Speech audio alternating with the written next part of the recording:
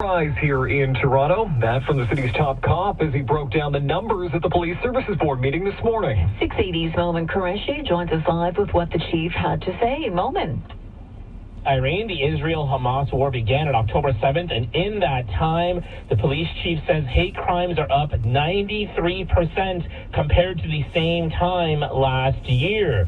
He says that 56% of the 84 hate crimes from this year are anti-Semitic, but says in his discussions with the Muslim community, he believes that the number of Islamophobic incidents are being underreported. Now, the chief says this is all a tough thing to balance out. As tensions continue, we will continue to maintain the delicate balance between public safety and the freedom of expression and the right to assembly. And he says at this point, being there for all the rallies that have been happening over the past few months, the cost is beginning to add up. The total cost for us to police these events and demonstrations now exceeds $10 million. Now, the chief also taking some time to talk about the fact that vehicle thefts are also on the rise in a significant way, saying that 60%, there have been 68 carjackings so far in 2024. That is a 106% increase, saying that the data shows that 39 vehicles are stolen in Toronto every day. That is one every 40 minutes. Reporting live, Momin Qureshi, City News. Meantime, the mayor of Vaughan wants to make it illegal to protest outside places of worship, schools, child care facilities, and hospitals. Stephen Del Duca says it's to safeguard vulnerable social infrastructure. We are a community where we look out for one another, and we will continue to do so. We are a community in which we know we can disagree without being disagreeable and without resorting to hate. Now, the motion going before Vaughan City Council comes after recent high-profile protests against the Israel-Hamas war, including one outside of a synagogue in Thornhill.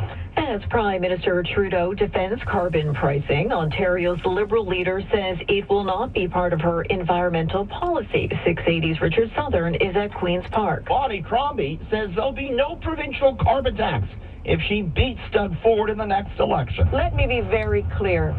A carbon tax will not be part of my plan. Instead, I want aggressive action to build up transit, invest in electric vehicle infrastructure, reform land use planning to build livable, walkable communities. It's not quite clear, though, if this means Crombie is against the federal carbon pricing mechanism. It's also not clear if this means she'll bring back cap and trade in order to subvert the federal carbon pricing. Crombie hasn't been seen much at Queen's Park since being elected Liberal leader. She's only been here once. Richard Southern, City News. Well, gas prices in the GTA have gone up to the highest since last September, and the climb isn't done yet. The peak price at the pumps here in the GTA this morning at almost $1.59 per liter, going up as spring approaches and the switch over to the summertime blends, which will draw down refinery inventories.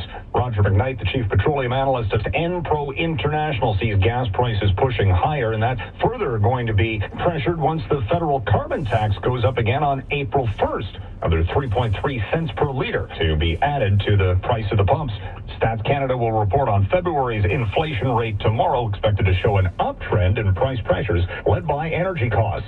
Mike Apple, City News. City News time, 11:06. It's the Monday after the March break. That means the kids are back at school and